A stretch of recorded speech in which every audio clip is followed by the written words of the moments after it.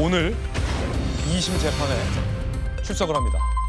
그런데 이재명 대표 변호인단 측에서 위헌 심판 재청을 검토 중이다라고 밝혀서 논란입니다. 이 말은 수십 년간 문제없이 적용돼 왔던 공직선거법 위반이라는 법이 헌법상 위헌인지 아닌지를 헌재에 물을지 말지를 검토 중이라는 겁니다. 이거 헌재에 물으면 이 대표 재판은 일시 정지됩니다. 헌재의 위헌 판결 결과가 나올 때까지. 여당에선 재판 지연의 끝판왕이다라는 비판까지 하고 있는 대목이 이겁니다.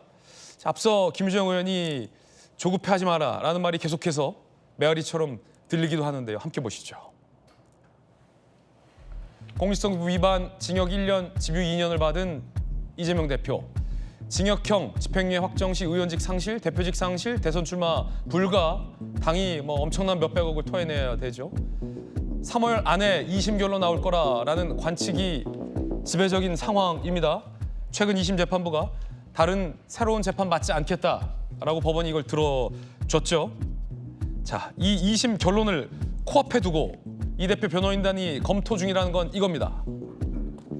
허위사실 유포 관련 조항이 위헌 아니냐라는 걸 헌재에 묻겠다라는 걸 검토 중이라는 겁니다. 재판부가 이걸 받아들이면 헌재의 결정까지 재판이 중단된다라고 합니다. 물론 2심 재판부가 받아들일 가능성은 낮아 보인다라는 게 법조계의 대체적인 시각인데 이걸 검토하고 있다라는 게 무슨 의미인지에 대해서 정치권에서 논란이 상당히 큽니다. 검사 출신의 주진우 의원은 이렇게 비판했습니다. 들어보시죠. 이게 왜 꼼수냐면요. 허위사실 유포에 따른 그 처벌 규정이 있고 그게 벌금 100만 원 이상 선고되면 당선 무효형이 되거든요. 그리고 대선 때 지원받았던 434억 원도 토해내야 되고 이제 다음 대선에도 못 나오게 되는 페널티가 있죠. 근데 이 규정은 수십 년간 공직선거법을 지탱해온 핵심 규정입니다. 마음이 급해요, 지금. 그러다 보니까 위헌법률심판재청이라는 굉장한 무리수를 뒀다라고 생각합니다. 자, 재판 지연의 꼼수다라는 지적도 나오고 있습니다. 검사 출신의 김광삼 변호사님, 위헌법률 심판 청구 신청 검토 이거 뭡니까 일단 정확하게? 일반적으로 이제 형사 재판을 받다가요, 자기에 대한 처벌 규정 자체가 헌법에 위반된다. 네. 그 위반되는 이유가 여러 가지 있겠죠. 뭐 형평성, 평등이랄지, 국민의 기본권 침해랄지 네네. 여러 가지 이유를 들어서 이 조항은 나를 처벌하는 조항은 위헌이다라고 신청을 하는 거예요. 그러면 재판부에서 판단을 하죠. 예. 재판부가 이건 위헌 여지가 있네. 그러면 위헌법률 심판 재청을 합니다. 그러면 이거에 대해서 심리를 하면 시간이 걸려요. 예. 이게 경우에 따라서는 빠르면 제가 볼 때는 몇 개월에 끝나는 경우는 없죠. 그러면 1년, 2년 이상 걸리면 재판 자체는 중단이 되는 거예요. 재판이 중단돼요? 그렇죠. 재판 자체가 중단이 되죠. 아예? 그렇죠. 안 열려요? 네, 그렇게 되게 있어요, 법에. 그래서 그 결정이 나올 때까지 네. 기다려야 하는 거예요. 오케이. 근데 예. 지금 1심에서 재판 몇 년 했죠? 2년 2개월이요. 2년 넘게 했잖아요. 그때는 왜 위헌법률 심판, 위헌법률이라고 왜 주장을 안 했죠? 유죄가 나올지 몰랐으니까요. 그때는 가만히 있다가 2년 2개월이나 재판해가지고 항소시 보니까 이제 와서 이거 위헌법률이다. 예. 그렇게 주장하면서 증인도 7명 이상 신청하고 이것저것 사실주의 적탁하고 그런 걸 하고 있는 거예요. 네. 우리 아까 여론조사 기관 얘기했잖아요. 이런 행동을 하니까 지지도가 떨어지는 거거든요. 근데 본인은 그걸 모르고 있는 거예요. 굉장히 급하죠. 왜냐하면 비상계엄에 대통령이 내란 수괴죄로 지금 구치소가 있잖아요. 이러면 당연히 민주당이 50% 이상 지지 얻어야 하고 대통령은 이재명인데 이게 다르게 흘러가고 있거든요. 그런데 가장 문제가 되는 것은 재판 아닙니까? 예. 아무리 자기가 지지도 높다 하더라도 이 재판에서 선고가 일찍 나버리면 2심이라도 아마 일찍 나면 제가 볼 때는 이건 엄청난 파장이 있을 거예요. 예. 대법원 판결이 안 나온다 하더라도. 그러니까 이제 거기에 지금 굉장히 많은 숙고를 한 끝에 새로운 방법을 계속 만들어내는 거예요. 그런데 아니 선거에서 말이죠. 허위사실 공표한 사람을 처벌하지 않으면 선거가 어떻게 되겠어요? 그러면 마음대로 거짓말하고 마음대로 허위사실 가짜뉴스 해가지고 상대방 공개할 거 아닙니까? 그럼 이건 선거가 아니고 완전히 그냥 잡탕 돼버리는 거거든요. 선거가 아니라 잡탕이 된다. 그렇죠. 그러니까 허위사실 공표죄를 저는 볼 때는 더 엄벌해야 하거든요. 근데 이걸 없애자고 민주당에서는 법안을 만들고 이걸 또 법에 유언이라고 주장하는 저런 사고가 오로지 자신을 위해서 하는 거예요. 선거가 공정하게 이루어지고 국가가 어떻게 운영되고 이건 상관이 없어요. 내 재판만 어떻게 보면 연기돼서 대법원 선고가 늦게 나오게 하고 나는 대선 출마해서 대통령만 되면 되는 거지 국가고 뭐 선거가 공정하게 이루어지고 이런 거 아무 필요 없다. 내 목숨부터 나는 살겠다. 그런 취지로 저런 걸 하고 있고 거기에 이제 민주당에서 추종하는 세력들이 굉장히 추종을 하고 있다 저는 그렇게 봅니다. 자, 물론 이 선거법이 좀 엄격하고 과한 측면이 있다라는 지적은 여야 모두에서 나오고 있긴 합니다. 예를 들어 비근한 예로 미국의 선거법과 비교했을 때 국내의 선거법 규정이 너무 깐깐하고 지엽적이다라는 지적도 있었습니다. 그런데 앞서 김광삼 변호사님 지적 중에 공감됐던 부분이 1심 전엔 왜 이게 위헌인지 여부에 대해서 문제 삼지 않았던 건지. 그리고 또 하나 보면 아까 우리가 컴퓨터 그래픽으로 뭐 하나가 나갔는데 경기도지사직이 걸려 있었던 선거법 재판 때도 이 대표가 한 번 똑같은 법률에 대해서 위헌 법률 신청을 했다가 받아들여지지 않았다라는 얘기도 있다는 건데 성춘 부의장님 어떻게 보십니까?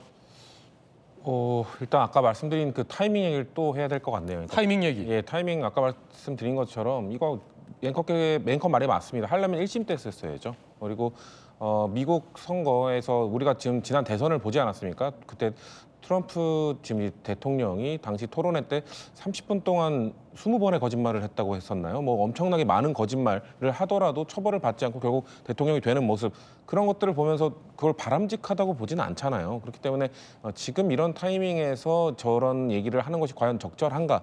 저는 사실 이재명 대표의 그 변호인단이 저걸 검토했다는 사실을 흘린 것 자체가 매우 무능하다라고 말씀드리고 싶어요. 그러니까 왜냐하면 지금 제가 봤을 때는 이걸 뭐 검토 수준이지만 법원에 요청하더라도 받아들여질 가능성이 매우 낮습니다. 왜냐하면 작년에도 있었고 2021년쯤에도 있었고 뭔가 이 공직선거법과 관련된 이 위헌 제청은 계속 많기 때문에 네. 합헌 합헌 결정이 작년에도 났고 뭐 이 최근 한 근 5년 동안 몇 번이나 났습니다. 그러니까 이거를 또 한다는 것은 한 수년이 지난 이후에 이제 사회 분위기가 바뀌었고 뭐 좀 문화도 바뀌었고 법률에 대한 인식도 바뀌었기 때문에 이거 다시 한번 합헌 위헌 여부를 가늠해 봐야 된다라는 그런 차원의 제청을 하는 건데 제가 말씀드린 것처럼 작년에 이미 합헌 결정이 났거든요. 작년에 합헌 결정이 나왔어요?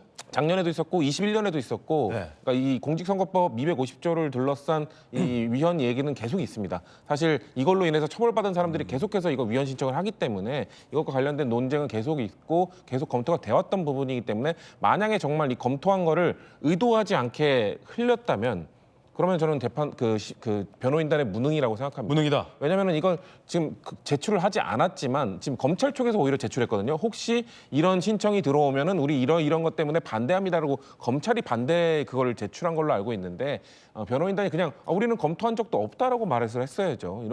왜냐면은 저는 그 변호인단이 이재명 대표의 이런 재판을 좀 지연하는 이미지를 주는 순간 이건 정당의 그 지지율에 영향을 줄 수밖에 없습니다. 저는 조기 대선이 언제 치러질지는 지금 모두가 알 수 없는 상황이지만 이재명 대표의 공직선거법과 위증교사 사건 두 건에 대해서는 사실심인 2심까지 무조건 결론이 나오지 않는다면 지금 당이 흔들리고 있는 지지율 이런 거 저는 회복되기 어려울 거라고 봅니다. 그렇기 때문에 오히려 지금 이재명 대표의 변호인단이 해야 할 일은 공직선거법 1심을 어떻게 뒤집을지를 이야기를 해야 되지 이걸 어떻게 지연시킬지를 고민하게 된다면 절대로 좋은 결과가 있을 수가 없다. 그렇기 때문에 이재명 대표의 재판을 지연시키는 목적을 할 것이 아니라 어떻게든 조기 대선이 치러지기 전에 오히려 전 2심 결과가 나올 수 있도록 뭐 재판을 빨리 진행해달라고 할 필요는 없지만 그거에 대한 철저한 준비와 그리고 성실하게 임하는 모습 이런 걸 보여줘도 부족할 판에 지금 지연시키는 모습을 보여줄 수 있는 이런 오해를 산다는 것은 저는 다시 한번 변호인단의 무능을 지적하고 싶습니다. 예.